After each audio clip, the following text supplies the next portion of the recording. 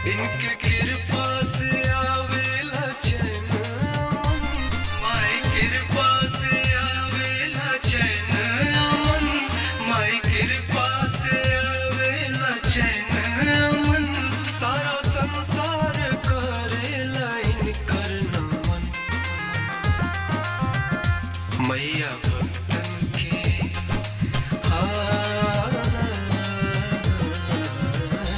मैया भक्तन के आपन दी दर्शन, मैया भक्तन के आपन दी दर्शन, मैया भक्तन के आपन दी दर्शन।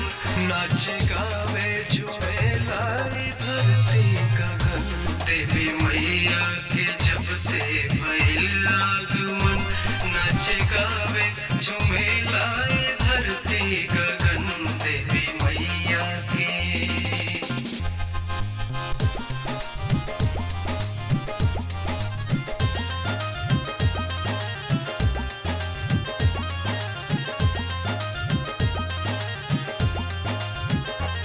देव देवतन दनुज लोग होला प्रसन्न, देव देवतन दनुज लोग होला प्रसन्न, देव देवतन दनुज लोग होला प्रसन्न। जब नौ रूप 9 दिन में होला पूजन।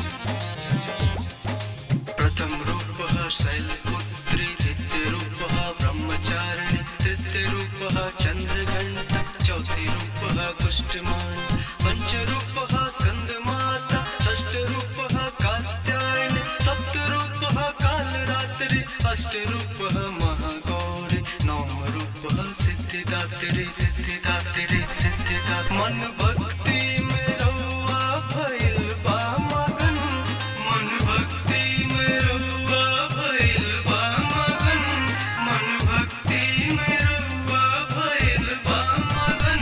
माई हमरो के दे दीना अपन शरण, मैया भक्तन के